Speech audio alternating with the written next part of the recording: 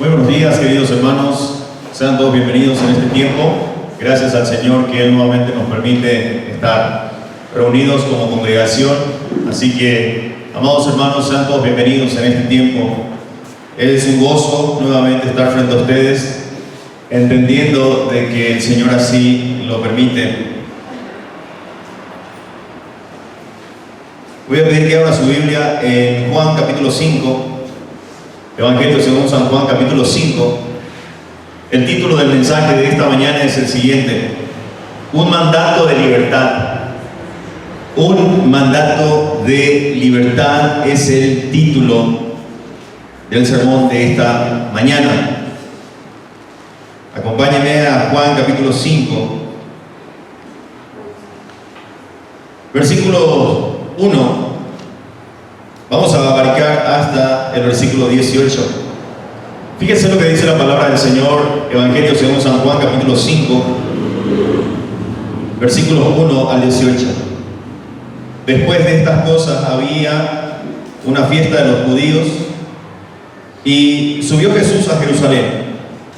Y hay en Jerusalén, cerca de la puerta de las ovejas, un estanque llamado el hebreo Betesda, el cual tiene 5 pórticos. En estos yacía una multitud de enfermos, ciegos, cojos y paralíticos que esperaban el movimiento del agua, porque un ángel descendía de tiempo en tiempo al estanque y agitaba el agua. Y el que primero descendía al estanque, después del movimiento del agua, quedaba sano de cualquier enfermedad que tuviese. Y había allí un hombre que hacía 38 años que estaba enfermo. Cuando Jesús lo vio acostado y supo que llevaba ya mucho tiempo así, le dijo: ¿quieres ser sano? Señor, le respondió el enfermo, no tengo quien me meta en el estanque cuando se agita el agua. Y entre tanto que yo voy, otro desciende antes que yo. Jesús le dijo: levántate, toma tu lecho y anda. Y al instante aquel hombre fue sanado y tomó su lecho y anduvo. Y era día de reposo aquel día. Entonces los judíos dijeron a aquel que había sido sanado: es día de reposo, no te es lícito llevar tu lecho. Él les respondió: el que me sanó, él mismo me dijo: toma tu lecho y anda. Entonces le preguntaron: ¿quién es el que te dijo: toma tu lecho y anda? Y el que había sido sanado no sabía quién fuese, porque Jesús se había apartado de la gente que estaba en aquel lugar. Después le halló Jesús en el templo y le dijo: mira, has sido sanado, no peques más, para que no te venga alguna cosa peor. El hombre se fue y dio aviso a los judíos que Jesús era el que le había sanado. Y por esta causa los judíos perseguían a Jesús y procuraban matarle, porque hacía estas cosas en el día de reposo. Y Jesús le respondió: mi Padre hasta ahora trabaja, y yo trabajo. Por esto los judíos aún más procuraban matarle, porque no solo quebrantaba el día de reposo, sino que también decía que Dios era su propio Padre, haciéndose igual a Dios. Oremos. Padre Celestial, gracias Señor por este tiempo, gracias por este día, gracias Padre amado por esta nueva oportunidad que nos das, por gracia y misericordia tuya Señor, de poder nosotros conocer más de ti, acercarnos más a ti Señor. Te pido Señor que nos des el entendimiento necesario de tu palabra en este tiempo. Háblanos Señor a cada uno de nosotros Señor por medio de tu palabra esta mañana. Te pido Señor que me uses como un instrumento Señor. Ayúdame Señor en este tiempo en el cual voy a proclamar tus verdades, a que lo proclame con precisión Señor, sabiendo que el trabajo que se ha hecho esta semana en la preparación del sermón no es nada sin la dirección de tu Espíritu Santo Señor. Necesitamos la dirección de tu Espíritu Santo y de esa forma que nos dé esa convicción de ser hijos genuinos tuyo, Señor. Glorifícate por medio de este tiempo y gracias por tu iglesia, Señor. Gracias por los hermanos. Ahora sí, Señor, en el nombre de Cristo Jesús. Amén. Un mandato de libertad es el título del sermón de esta mañana. Y a manera de introducción quisiera comentarles que había una vez en una prisión de máxima seguridad en Luisiana, Estados Unidos, un hombre llamado Curtis Jackson. Si usted pone ese nombre ahora, Curtis Jackson, en Google, le va a salir que es un importante rapero, un artista de élite hoy en día.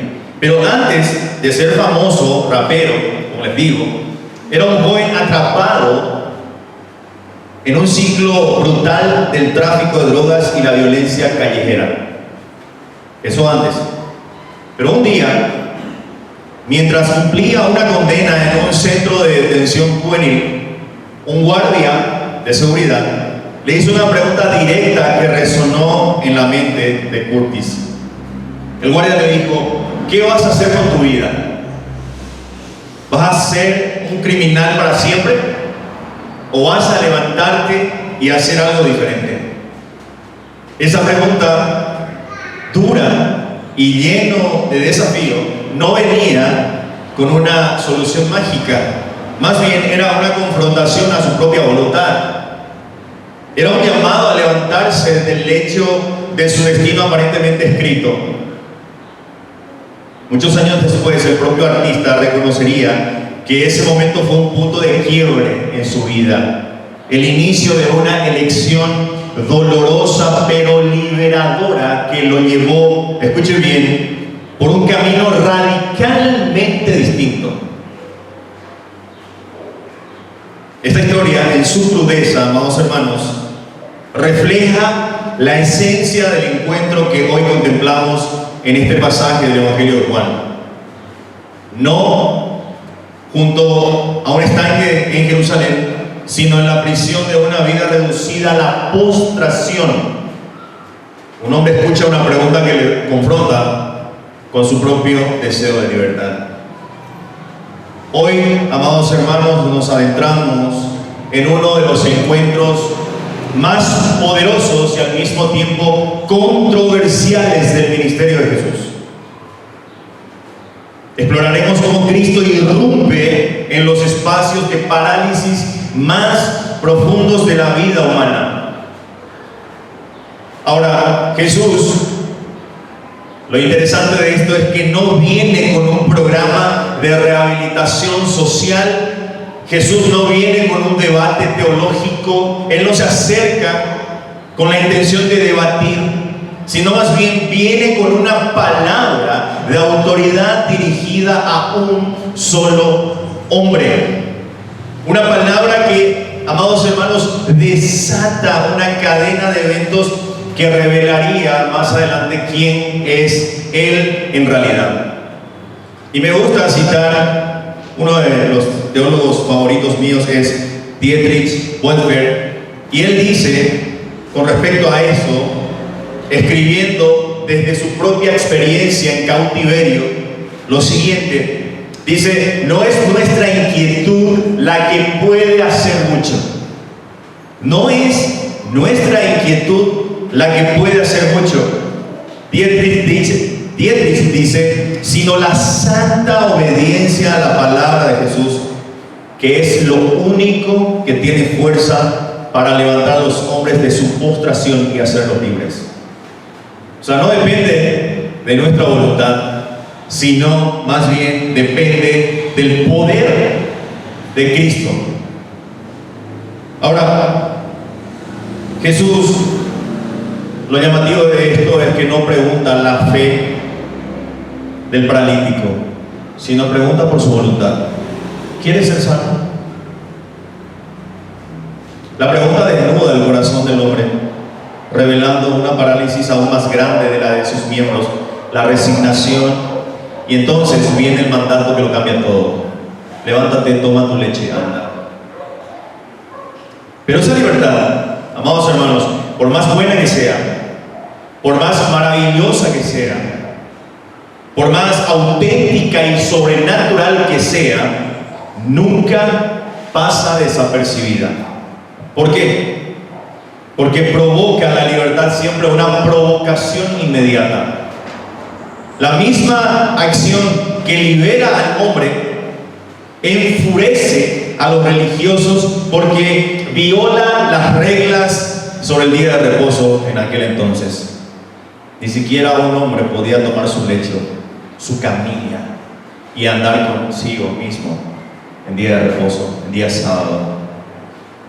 El hombre que era invisible por nada más y nada menos 38 años, de repente se vuelve el centro del conflicto.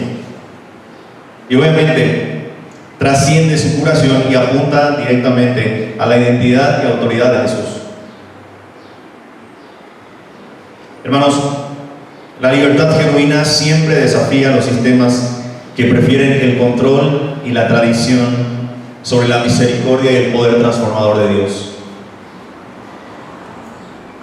Por eso, este relato no termina con un hombre caminando, termina con los líderes buscando matar a Jesús, porque él mismo no solo quebrantó las reglas del sábado, sino que se declaró igual a Dios, el único origen de la verdadera libertad.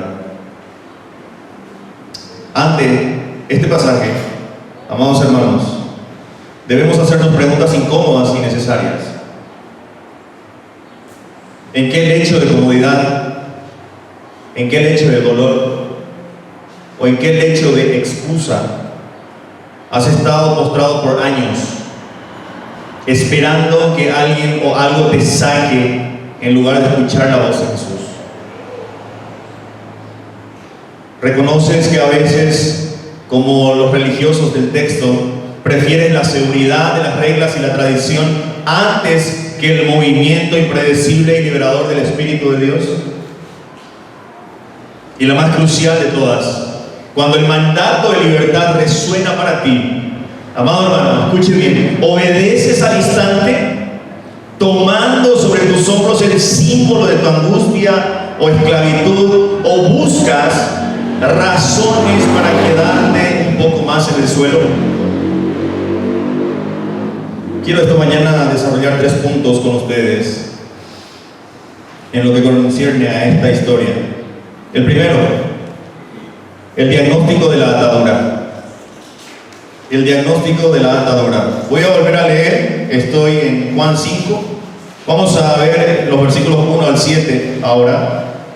Juan 5, el versículo 1 al 7. Después de estas cosas había una fiesta de los judíos y subió Jesús a Jerusalén. Y ahí en Jerusalén, cerca de la puerta de las ovejas, un estanque llamado en hebreo Betesda, el cual tiene 5 pórticos. En estos yacía una multitud de enfermos, ciegos, cojos y paralíticos que esperaban el movimiento del agua. Porque un ángel descendía de tiempo en tiempo al estanque y agitaba el agua. Y el primero que descendía al estanque después del movimiento del agua quedaba sano de cualquier enfermedad que tuviese. Y había allí un hombre que hacía 38 años que estaba enfermo. Cuando Jesús lo vio acostado y supo que llevaba ya mucho tiempo así, le dijo: ¿quieres ser sano? Señor, le respondió el enfermo, no tengo quien me meta en el estanque cuando se agita el agua. Y entre tanto que yo voy, otro desciende antes que yo.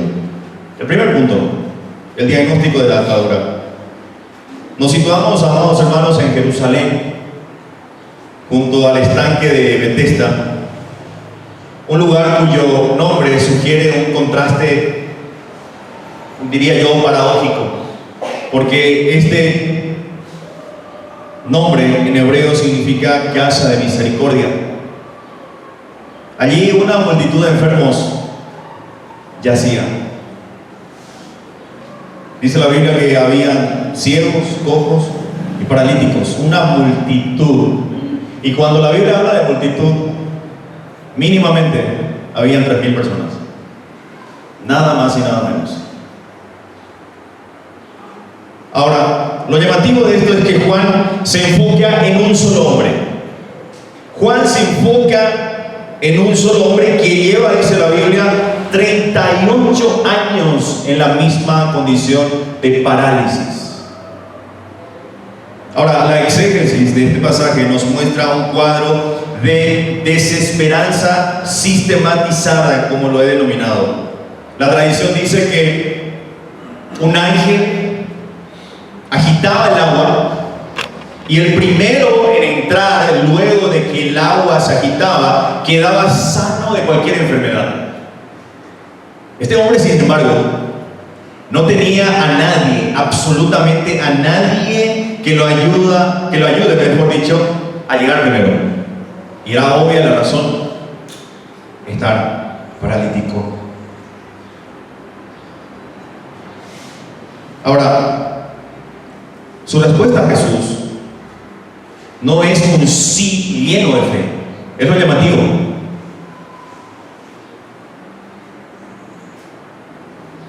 Él da una explicación llena de resignación y culpa a los demás. Y él dice: no tengo quien me meta. Entre tanto que yo voy, otro me gana y se mete primero que yo. En estas palabras vemos el diagnóstico preciso de su atadura. Es una parálisis física, pero también es una parálisis social, emocional y de manera más profunda, espiritual. Ahora, su identidad está ahora fusionada con su enfermedad. Él es el paralítico de Bethesda.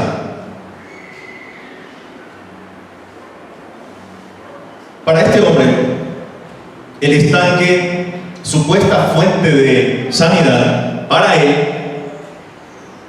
se ha convertido en el monumento a su derrota, y la ayuda de los demás es su excusa para permanecer postrado. Nadie me ayuda, no hay nadie. Ahora, lo interesante de esto es que él no clama a Jesús. Lo interesante de esto es que Jesús es quien viene a él. Esto es muy importante, amado hermano, porque Jesús está interrumpiendo su ciclo sin salida a una pregunta que atraviesa todas las capas de su condición, y Jesús le dice: ¿quieres ser sano? La reflexión que apunta a Cristo aquí es profunda y conmovedora. Jesús, amados hermanos, es el Verbo hecho carne. Jesús no pasa de largo, no ofrece una solución dentro del sistema fallido del estanque.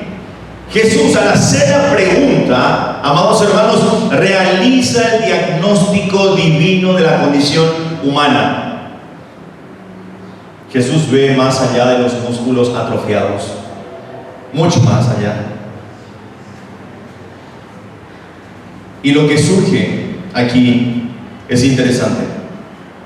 Jesús no solo ve los músculos atrofiados de este hombre, sino que más importantemente ve el corazón encadenado de este hombre. La pregunta que Jesús le hace: ¿quieres?, confronta la voluntad del hombre. Jesús aquí se convierte en el verdadero ángel de Jehová. Jesús se convierte en el ángel de Jehová que agita las aguas de la gracia del Señor. Jesús no viene a ayudarlo a ganar la carrera hacia el estanque. Vení, yo te llevo. No. Viene Jesús frente a este hombre a ser él mismo la fuente de sanidad. Lo interesante de esto.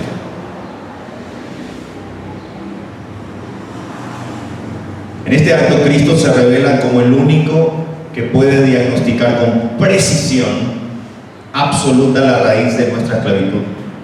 Pues, como dicen las Escrituras, es el médico que no tiene necesidad de que nadie le dé testimonio, pues él sabe lo que hay dentro del hombre. Esta escena, amados hermanos, es un espejo para la iglesia de hoy. Hermanos, ¿cuántos de nosotros hemos estado, no 38 años, pero sí largas temporadas junto a nuestros propios pozos, junto a nuestros propios estanques de Bethesda? Es el lugar donde depositamos nuestra esperanza última en soluciones humanas, soluciones políticas, soluciones económicas, hasta soluciones religiosas que, aunque prometen agitación, nunca nos dan la sanidad profunda. Muchas veces nos acostumbramos a definirnos por nuestros problemas, como este hombre. Yo soy el que fue traicionado, yo soy el de la enfermedad crónica, soy yo el que nadie valora, y nos llenamos de excusas y no acudimos a la fuente real de sanidad y poder. Y como el paralítico tenemos un discurso aprendido muchas veces, una justificación lista. Es que no tengo a nadie, no hay ningún hermano que haga por mí esto, ni el pastor, ni la iglesia, nadie hace algo por mí. Este hombre ha dicho eso. No hay nadie que me meta a ese estanque.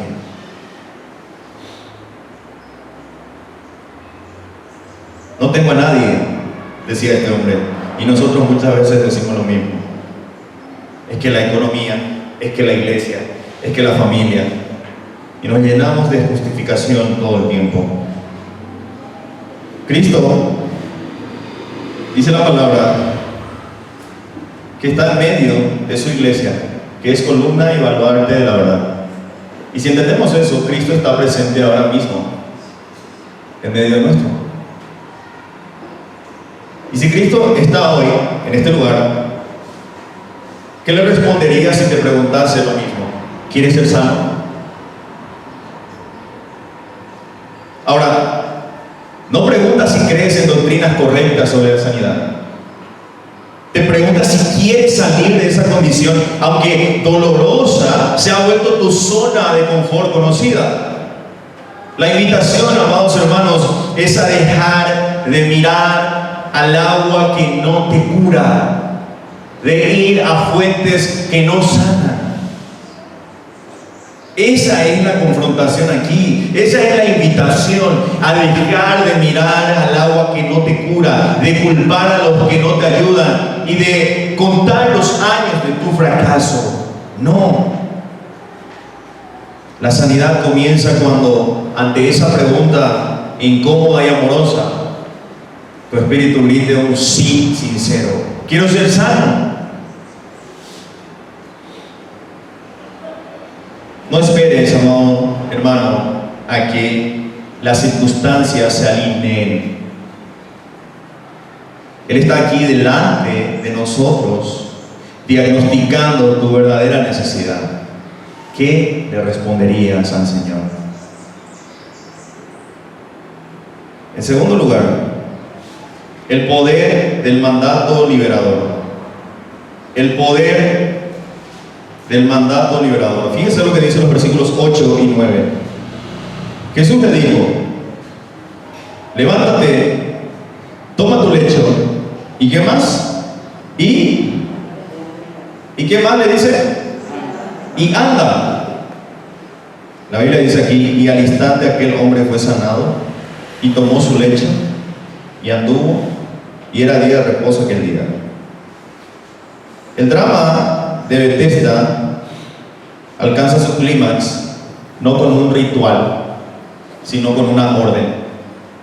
Después del diagnóstico, Jesús no simpatiza, Jesús no ofrece ayuda para llegar al agua, ni siquiera ora, sino pronuncia, escuche bien, un mandato triple, seco y cargado con una autoridad creativa. Levántate, toma tu lecho y anda. Ahora, la exégesis de estos imperativos revela una secuencia divina de liberación. Hay una triple declaración aquí. Lo primero le dice: levántate. Es una palabra de resurrección y es la misma palabra que Jesús utilizaría más adelante cuando resucita a la hija de Jairo. Le dice: levántate. Es la misma palabra. Cuando Cristo le dice aquí al hombre: levántate, es un llamado a la vida donde solo había postración.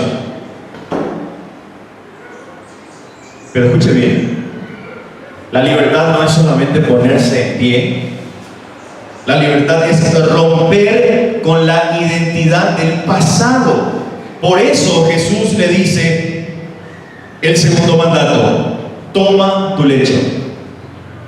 Esto es revolucionario, hermanos. ¿Por qué? Porque el lecho era el símbolo visible de sus 38 años de enfermedad. El objeto que lo definía ante todos era el lecho, y sobre el cual había construido su mundo diminuto. El mundo de este paralítico era su lecho, su camilla. ¿Usan camilla aquí el término? ¿Sí? Entonces entenderán a qué se refieren las escrituras. Jesús no le dice que lo deje atrás, sino que lo cargue. Ahora, esta es una señal de su esclavitud, que ahora se convierte en el trofeo de su liberación. Aquí está. Soy libre. Finalmente Cristo le dice: anda. Es la instrucción para vivir una nueva realidad. Es una instrucción para ejercer la sanidad en movimiento. Y escuche bien: obediencia. Porque al final de las cosas, Cristo nos ha liberado a este hombre para andar en obediencia. El texto enfatiza la inmediatez y la perfección del resultado. La Biblia dice que al instante, aquel hombre fue sanado, tomó su lecho y ¿qué hizo? Anduvo.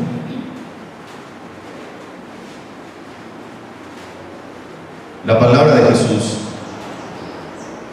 es tan maravillosa que contiene en sí misma el poder para efectuar lo que Él ordena. Fíjese, aquí no hubo terapia, no hubo rehabilitación progresiva, nada de eso.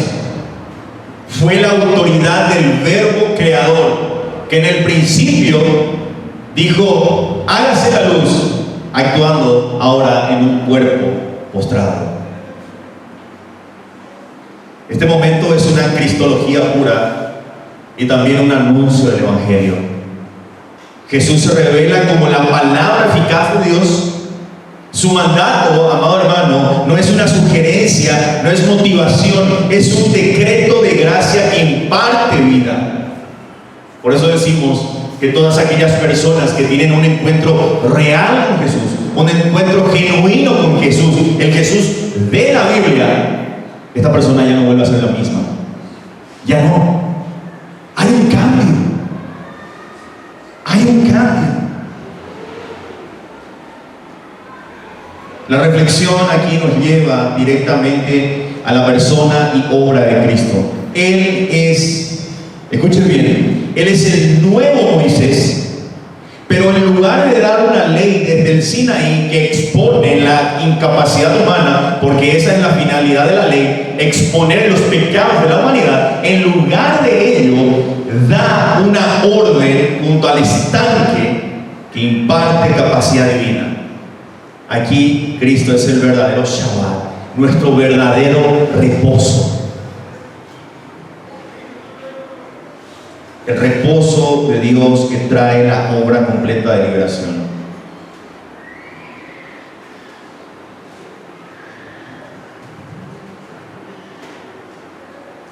Esto es tan maravilloso porque el mandato triple que Jesús le da al hombre es un cuadro del Evangelio, y voy a explicar por qué.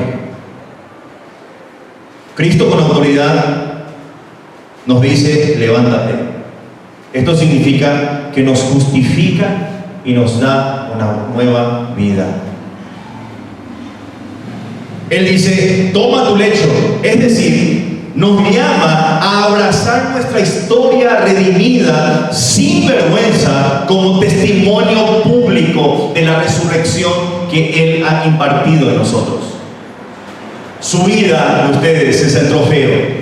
Su testimonio público es el poder transformador de Cristo. Y luego nos dice: anda. Nos envía a vivir en libertad del Espíritu. Es un cuadro del Evangelio. Aquí la sanidad no es un fin en sí mismo, sino que es un caminar en obediencia a aquel que nos liberó. Amados hermanos, siempre el Señor salva a las personas por y para un propósito. Siempre. Y aquí, amada iglesia, yace una persuasión poderosa y urgente. Hoy Cristo dirige este mismo mandato a cada uno de nosotros. Nos dice: levántate. Su voz de resurrección resuena sobre las áreas de nuestras vidas que han estado por mucho tiempo paralizados. Tal vez es tu vida de oración que ha estado durmiendo ahí, tu matrimonio, tu carácter, una adicción secreta, una amargura profunda. Él no está preguntando, te está ordenando levantarte en su poder. En su poder.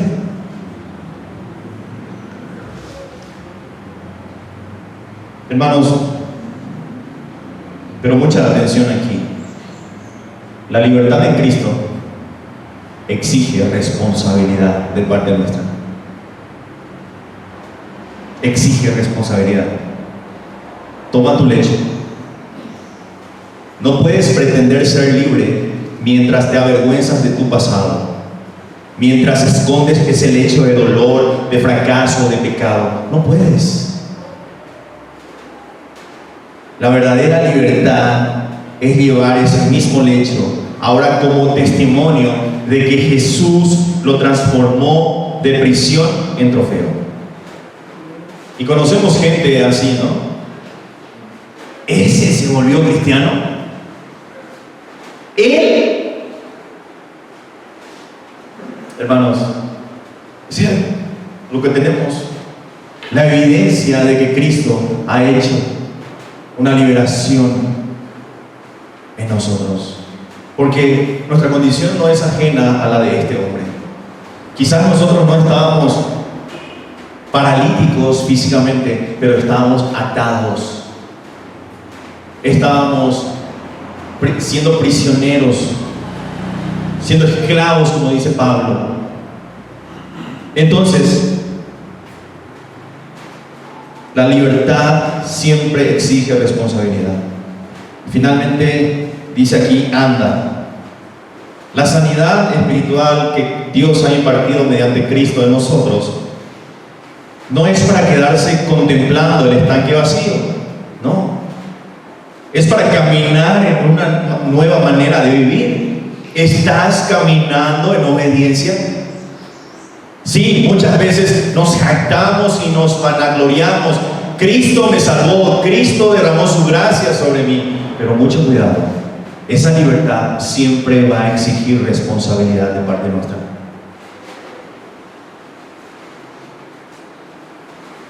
¿Estás caminando en obediencia? ¿O recibiste el poder para levantarte, pero te has sentado nuevamente, esta vez en el banquillo de los espectadores?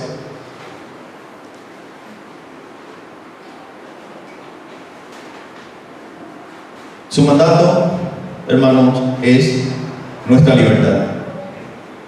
Levántate, llévate lo que te ataba y comienza a caminar en la novedad de vida que Él ya ha impuesto sobre ti. En tercer lugar, la confrontación con las ataduras religiosas. La confrontación con las ataduras religiosas. Fíjense lo que dicen los versículos 10 al 18.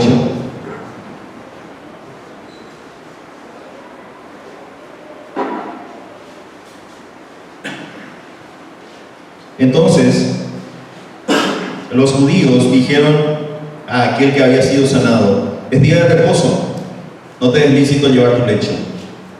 Él le respondió: el que me sanó, él mismo me dijo: toma tu lecho y anda.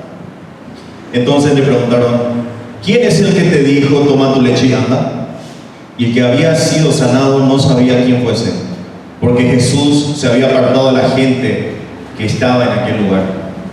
Después le halló Jesús en el templo y le dijo: mira, has sido sanado, no peques más, para que no te venga alguna cosa peor. El hombre se fue y dio aviso a los judíos que Jesús era el que le había sanado. Y por esta causa los judíos perseguían a Jesús y procuraban matarle, porque Jesús hacía estas cosas en el día de reposo. Y Jesús le respondió: mi Padre hasta ahora trabaja y yo trabajo. Por esto los judíos aún más procuraban matarle, porque no solo quebrantaba el día de reposo, sino que también decía que Dios era su propio Padre, haciéndose igual a Dios. En tercer lugar, la confrontación con las ataduras religiosas. El hombre camina con su lecho a cuestas. El hombre se vuelve un testimonio ambulante del poder de Cristo, pero su libertad, llamativa y paradójicamente, choca con los muros del legalismo. Los líderes judíos llamativamente no ven un milagro. Los religiosos de la época no ven un milagro, sino ven una infracción. Ven una infracción. La obsesión no es la sanidad. Ellos no estaban contentos por la sanidad de este hombre que estaba postrado hace 38 años. Ellos no estaban contentos. Ellos estaban apuntando directamente a la carga y violación del sábado. Aquí hay una ironía profunda. El hombre que no podía cargar su propio cuerpo, ahora carga su lecho, y ese acto de fuerza, restaurado por cierto, se considera un trabajo ilegal por los religiosos. Cuando interrogan al hombre, él responde con una verdad teológica inconsciente. Él dice: la autoridad de su sanador anula la prohibición. Es decir, inconscientemente este hombre está diciendo: la autoridad del que me sanó es mucho más grande que la del sábado. Más tarde, Jesús lo encuentra en el templo y le dice: mira, has sido sanado, no peques más, para que no te venga alguna cosa peor. Esta declaración es crucial. ¿Por qué Jesús le dijo esto?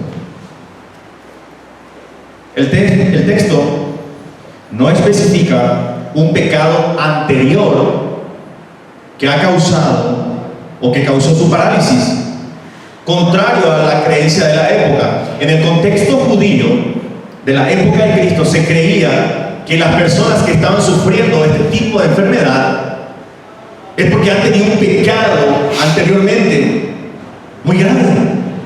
Es lo que dice, por ejemplo, Juan 9:3. Vayamos a Juan 9 para que entendamos un poco más. Juan 9, ese mismo libro, versículo 3. Cuando le preguntan a Cristo sobre el ciego, 9:3, bueno, vamos a leer desde el 1.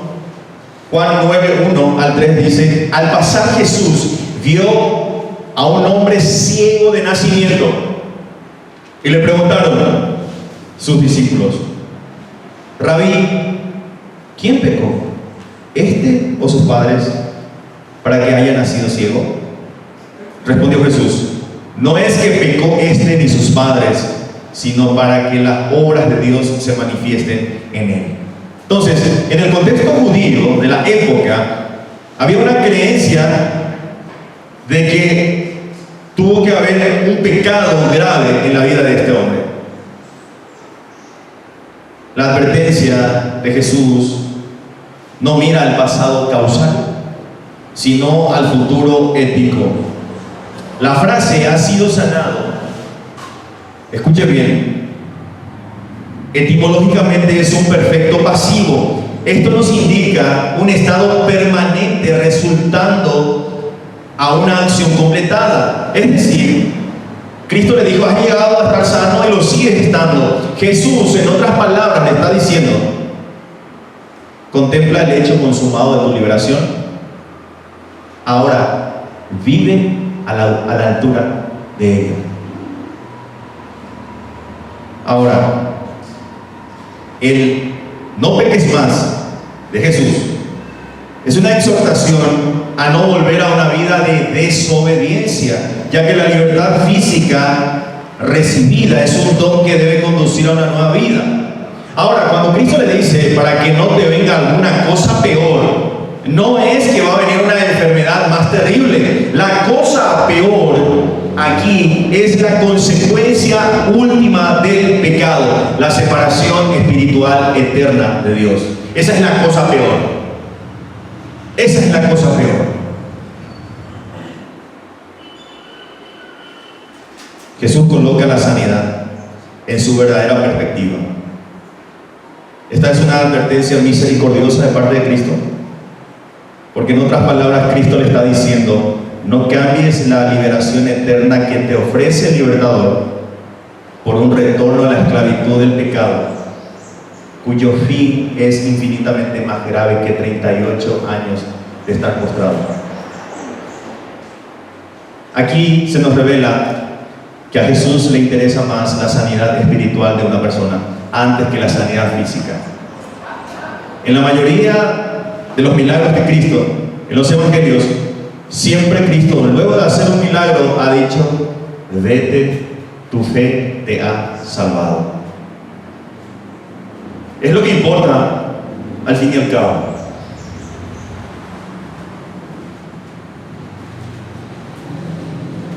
Esta es una persuasión urgente para nosotros.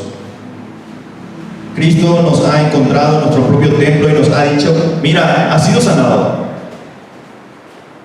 Hemos recibido el don incomparable de la justificación, el Espíritu. Pero hermanos, esta gracia que hemos recibido no es un cheque en blanco para vivir como se nos da la gana.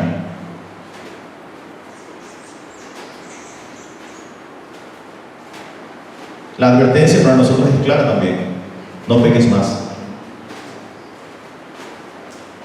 Estamos usando la libertad conquistada por Cristo para servirnos a nosotros mismos o para andar en novedad de la nueva vida. Cuidado con la cosa peor. Esta cosa peor que dice Cristo aquí no es un castigo arbitrario.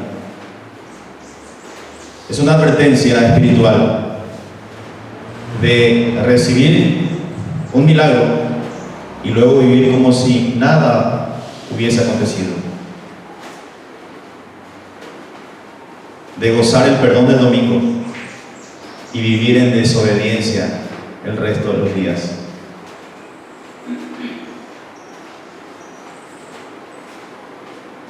Aquí el desafío resulta ser más incómodo aún.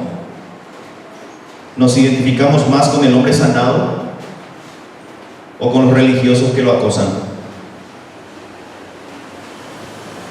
Nuestras comunidades, nuestra iglesia, son lugares donde la obra de Jesús, aunque rompa nuestros protocolos, se celebra, o donde se controle, critica.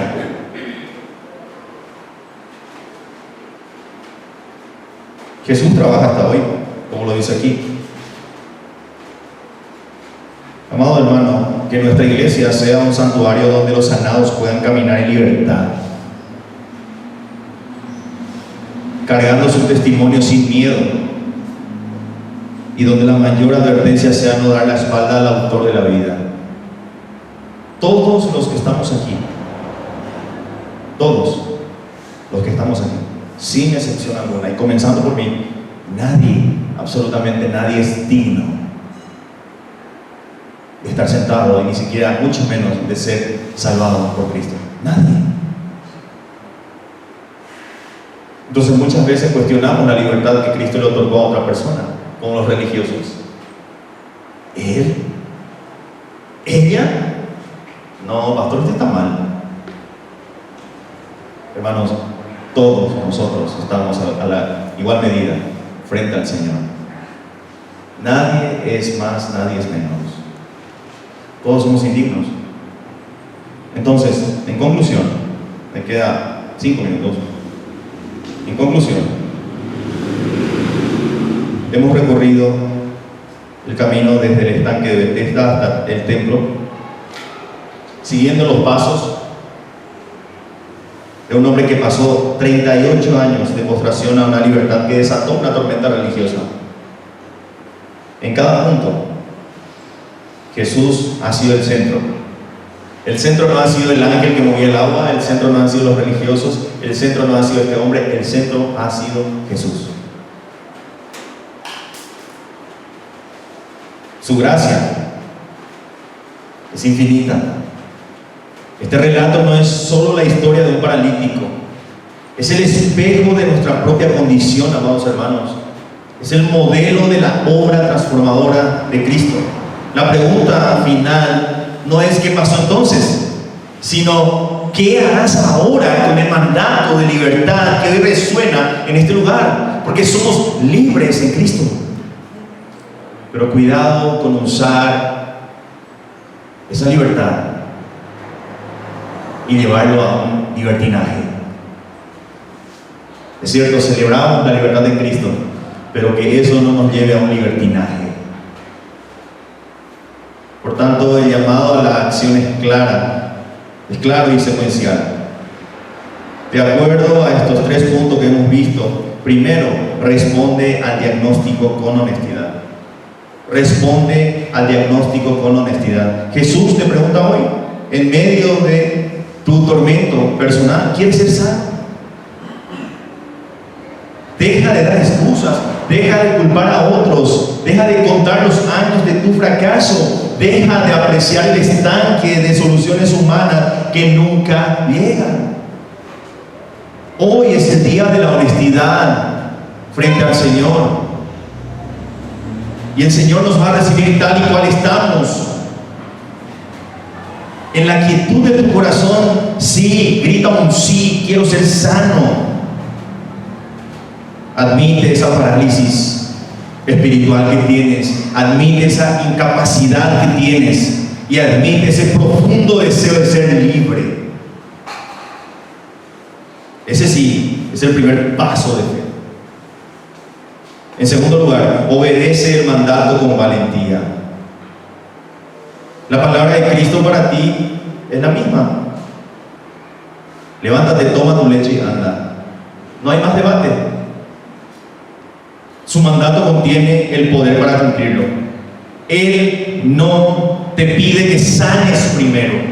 Ve a Él tal y como estás. Te va a recibir tal y como estás.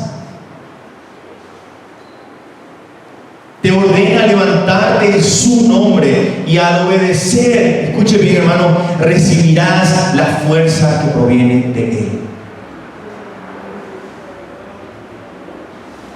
Toma sobre tus hombros esa carga que por años te definió, esa vergüenza, ese pecado, esa herida, y llévala ahora como testimonio redimido.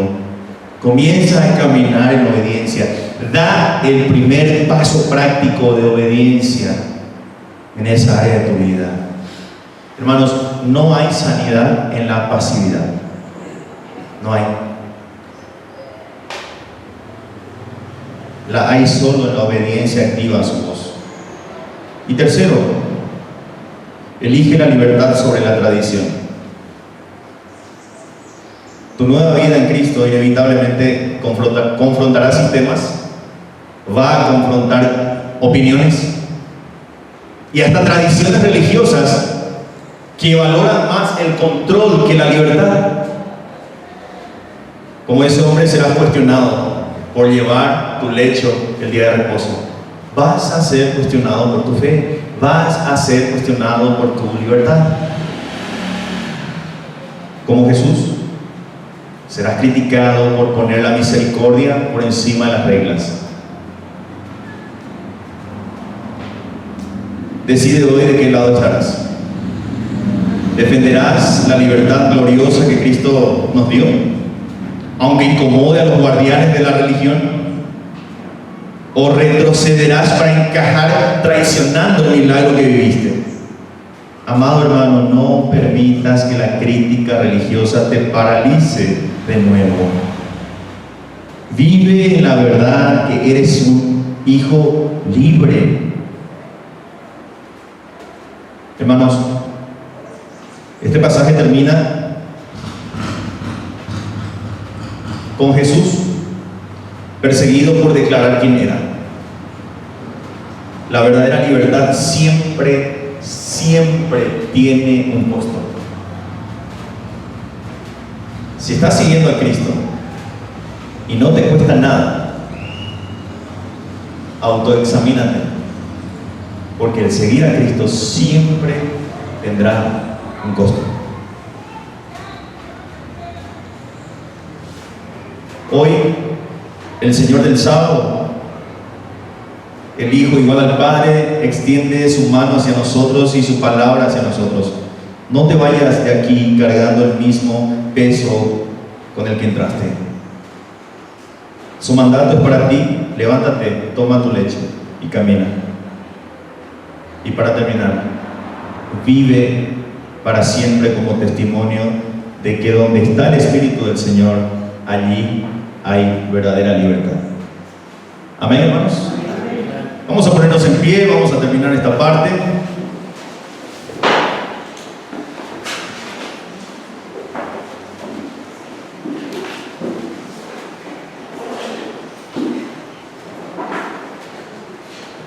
Oremos. Padre Celestial, gracias, Señor, por tu palabra. Gracias, Señor, por aquella libertad que nos has otorgado. Gracias, Señor, por sacarnos de aquella postración espiritual en la cual nosotros estábamos. Gracias, Señor, por romper esas cadenas que nos ataban al yugo de la oscuridad y del enemigo, Señor. Gracias, Padre amado, porque alguna vez has fijado tus ojos en nosotros. Y esto no por nuestros propios méritos, sino porque tu gracia es grande, tu amor es incomprensible. Mi Dios, solamente te pido que nos des la fuerza necesaria para caminar, para andar, Señor. Este camino aquí en la tierra es difícil, es duro, pero entendemos, Señor, de que este camino nos lleva a un puerto seguro. Mientras llegamos a ese puerto, mientras estamos caminando, te pido, Señor, que tú estés con tu iglesia. Danos la fuerza necesaria que viene de ti, Señor. Bendice a mis hermanos que están aquí, suple cada necesidad que puedan llegar a tener.